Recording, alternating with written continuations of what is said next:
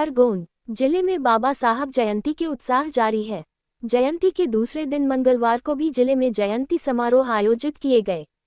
गोगावा में भीम आर्मी भारत एकता मिशन के बैनर तले महारैली निकाली गई। नगर के विभिन्न मार्गों स्वर निकली रैली का जगह जगह स्वागत सत्कार हुआ।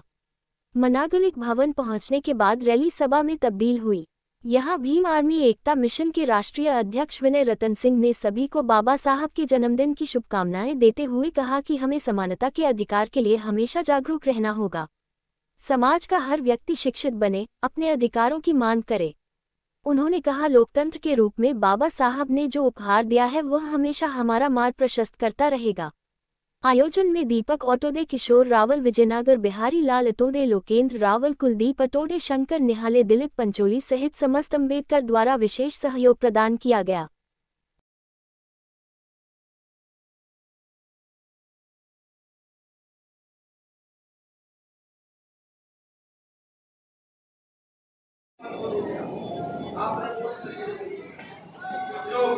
आपके क्षेत्र की तरक्की, आपके उद्योग में, आपके गांव की तरक्की, आपके परिवार की तरक्की। ये कल बाबा साहब डॉक्टर अम्बेडकर की जयंती थी। कल मैं आया था मऊ दर्शन करने के लिए। तो हमारे साथियों ने कहा कि आज तक इस क्षेत्र में बीमार में कोई राष्ट्रीय नेता आया नहीं। तो हमने कहा हम चलेंगे। हम चल के आए हैं यहाँ, तो यहाँ की स्थिति भी देख पा रहे हैं। बहुत बुरी स्थिति यहाँ की लग रही है। यहाँ बहुत ज्यादा काम करने की आवश्यकता है। तो आज का आम सभा में आप मुख्य अतिथि हैं। बिल्कुल। तो जो अम्बेडकर आर्मी आई है उनको क्या संदेश देना चाहेंगे? देखिए, बाबा साहब अम्बेडकर का एक ही संदेश है, समानता का संदेश, जागरूकता का संदेश। जहाँ समानता नहीं, वहां डॉक्टर अम्बेडकर का नहीं हो सकती। तो उनको यही कहना है कि समानता के लिए लड़िए। बाबा साहब अम्बेडकर एक खूबसूरत उपहार में देखे गए हैं लोकतंत्र। लोकतंत्र में भी वोट का अधिकार। अगर आपके अधिकार कोई सरकार, कोई नेता सुरक्षित नहीं कर पाता है, तो जनता की जिम्मेदारी होती है वो अपने बीच से नेता निकाल कर खड़ा कर दे और अपने वोट का सही प्रयोग करके जो उनके लिए बात कर सकता हो, जो उनके लिए लड़ सकता हो, उनके लिए आवाज उठा सकता हो, उसको स्थापित करें। मैं आज गेस्ट हाउस में हूँ, ये अंग्रेजों के समय का गेस्ट हाउस से बना हुआ, अंग्रेजों के समय का। अब इसकी स्थिति देखिए, आज तक इसका जो है मुझे लगता है कि इसके जीर्णोद्धार के लिए भी इसके ये ठीक हो सके उसके लिए पैसा नहीं आया होगा। सरकार से तो आता होगा, लेकिन यहाँ के कर्मचारी जो है वो करप्ट होंगे।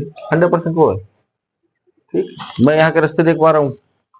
एक तरफ सरकार ये कहती है हमने बहुत अच्छे रास्ते बना दिए हैं। मुझे लगता है कि यहाँ के रास्ते भारत में सबसे गंदा रास्ता मैंने देखा है। तो यहाँ के जो लोग हैं ना, उनकी स्थिति क्या होगी, मैं इससे आइडिया लगा पा रहा हूँ कि सरकार के जो झूठे वादे हैं, जैसे अभी हम होते हुए आ रहे थे यहाँ की सरकार, कुछ हमने कुछ महिलाओं से कि वो जो बिटिया योजना, यहाँ लाडली योजना यहाँ शुरू की थी कि उसका पैसा आया, तो कहा भैया पिछली बार तो आया था, इस बार नहीं आया। अभी 10 तारीख को आ जाना था, इस बार नहीं आया। तो सरकार जो है, मुझे लगता है कि जनता का ज्यादा बेवकूफ बना रही है। लेकिन मौजूदा सरकार जो भारतीय जनता पार्टी सरकार है, ये तो ज्यादा बेवकूफ बना रही है। ठीक, हमारा काम जन जागृति का है। हम जाकर रूरल क्षेत्र तक लोगों को समझा रहे हैं कि अगर हम अपने वोट का, मत का सही प्रयोग कर जाएं, तो हम अपने क्षेत्र को भी स्वर्ग जैसा सुंदर बना सकते हैं। यही काम हमारा समझाने का, ये हम समझा रहे हैं। सर, ये गोवा क्षेत्र है, यहाँ पर दलितों पर अन्याय, अत्याचार और जातिवाद चरम सीमा पर है। इस संबंध में भी आप क्या समझ? देखिए, अन्याय अत्याचार यही नहीं, पूरे देश में है।